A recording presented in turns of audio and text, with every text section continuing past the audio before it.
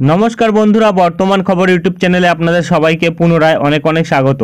तो बंधुरा आबारो किन्तु बंगेर आबहावार आपडेटे परिवर्तन आमादेर दक्षिणबंगे किन्तु बृष्टिर परिमाण कमेছে বিভিন্ন জেলার উপর এবং আগামীকাল থেকে কিন্তু বৃষ্টির পরিমাণ কমা শুরু করবে আমাদের দক্ষিণবঙ্গে এবং আজ কিন্তু আমাদের দক্ষিণবঙ্গে কিছু জেলার উপর কমলা সতর্কতা থাকছে, কিছু জেলার উপর ভারী বৃষ্টির জন্য হলুদ সতর্কতা থাকছে। তো কোন কোন জেলায় কী কী পরিবর্তন থাকছে তা কিন্তু তুলে ধরবো আমরা এই ভিডিওতে এবং আমাদের দক্ষিণবঙ্গে কবে থেকে আবারও বৃষ্টি বাড়তে পারে তা কিন্তু উইন্ডের আপডেটে আমরা দেখাবো। উইন্ডের আপডেটে বৃষ্টি বাড়লেও কিন্তু বৃষ্টির পরিমাণ কিন্তু কমেছে। গতকাল যা বৃষ্টির পরিমাণ দেখিয়েছিলাম আমরা তাতে কিন্তু অনেকটা পরিবর্তন ঘটেছে। কি পরিবর্তন ঘটেছে তা দেখাবো। তাই আবহাওয়া সম্পর্কিত বিস্তারিত আপডেট জানতে হলে ও সঠিক আপডেটটি পেতে হলে ভিডিওটি অবশ্যই শুরু থেকে শেষ অবধি দেখবেন এবং ভালো লেগে থাকলে একটি লাইক করবেন। আর আমাদের ভিডিওটির নিচে একটি লাল রঙের সাবস্ক্রাইব বাটন আছে, সেটিকে টিপে তার পাশে থাকা বেল আইকনটিকে অল অপশানে দিয়ে আমাদের সাথে থাকবেন। এবং আপনারা বর্তমানে ভিডিওটি কোন জেলা বা জায়গা থেকে দেখছেন, সেখানকার আবহাওয়ার পরিস্থিতি কেমন আছে তা কিন্তু অবশ্যই কমেন্ট বক্সে কমেন্ট করে জানাতে ভুলবেন না। তো চলুন বন্ধুরা আমরা ভিডিওটিকে শুরু করব, তবে তার আগে দেখে নেব আমাদের ভারতীয় মৌসুম ভবন ও আলিপুর আবহাওয়া দপ্তর কী বলছে। তো বন্ধুরা আমরা চলে এসেছি ভারতীয় মৌসুম ভবনের আপডেটে। এখানে প্রকাশিত আপডেটে কিন্তু আমাদের দক্ষিণবঙ্গে বৃষ্টি থাকবে, যেটা কিন্তু বলা হয়েছে 6 তারিখ। আজ কিন্তু বৃষ্টি থাকতে পারে, বিচ্ছিন্নভাবে ভারী বৃষ্টি, এবং এর সাথে কিন্তু হালকা থেকে মাঝারি ধরনের বৃষ্টি থাকবে আমাদের দক্ষিণবঙ্গের ওপর বিভিন্ন জায়গার ওপর কিন্তু আগামী 7 দিন, এবং তারই সাথে আমাদের উত্তর পশ্চিম ভারতবর্ষে আগামী 7 দিন বৃষ্টি থাকবে।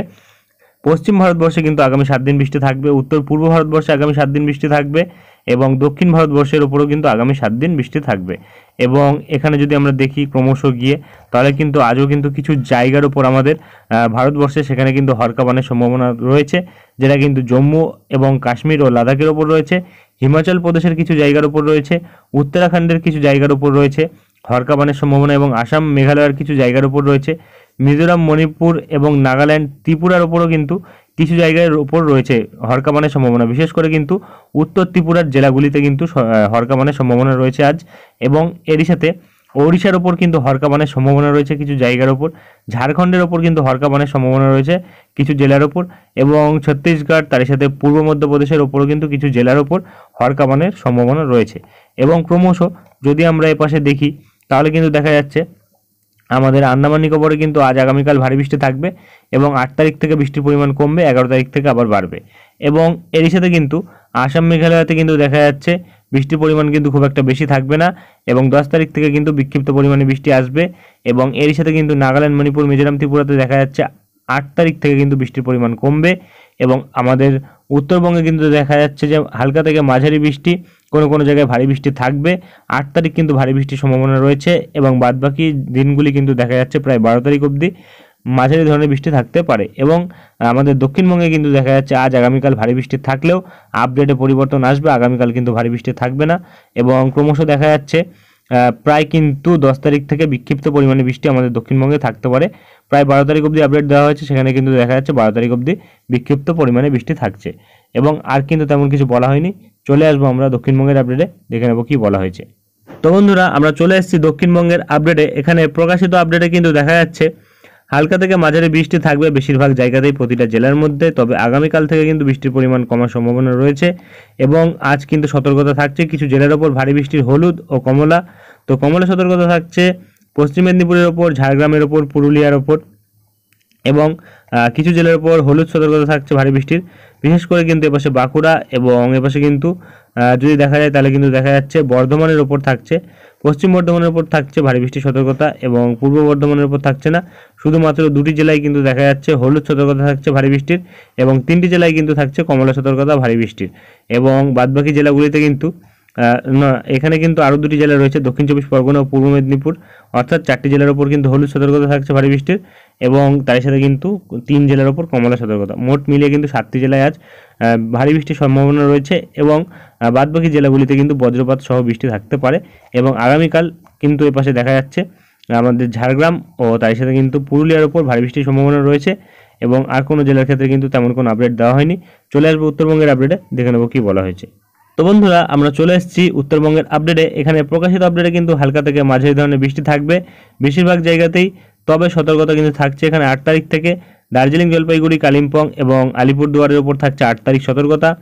9 তারিখ সতর্কতা থাকছে জলপাইগুড়ি এবং আলিপুরদুয়ারের ওপর এবং কুচবিহারের ওপর, এবং 10 তারিখ সতর্কতা থাকছে জলপাইগুড়ি ও আলিপুরদুয়ারের ওপর।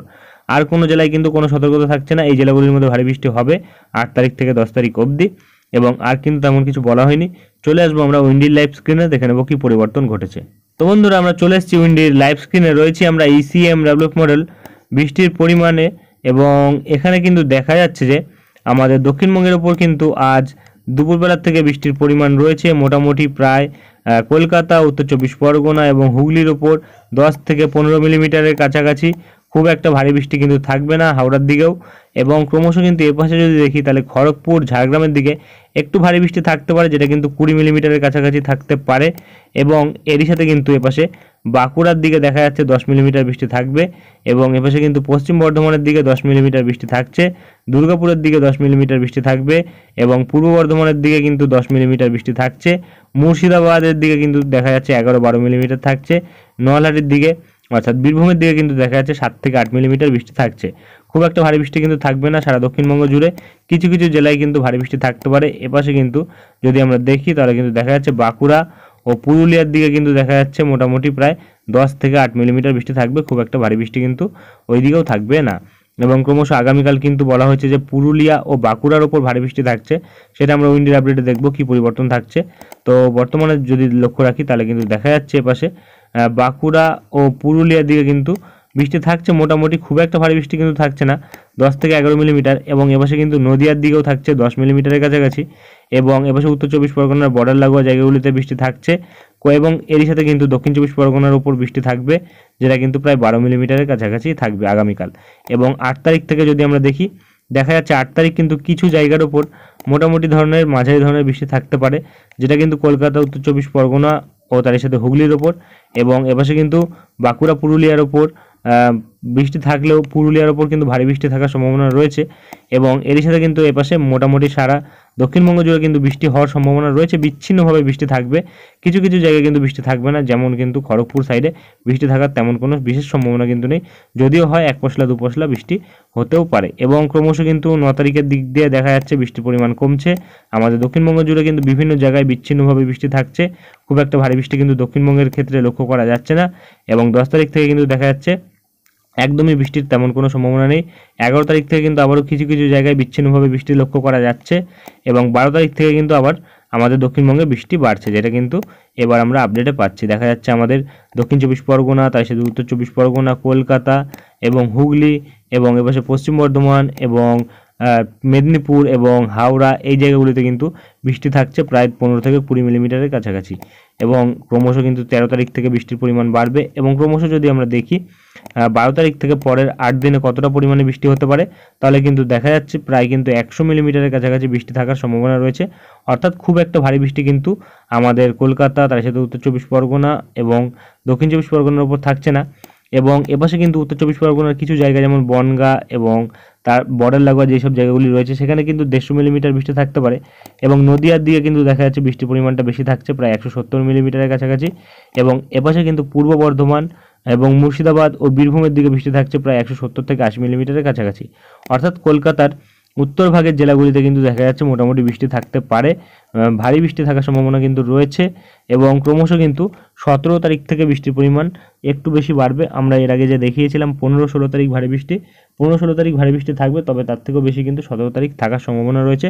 তবে আপডেটে কিন্তু এখনও অনেকদিন সময় রয়েছে, এখনও কিন্তু আপডেটে পরিবর্তন আসবে আস্তে আস্তে।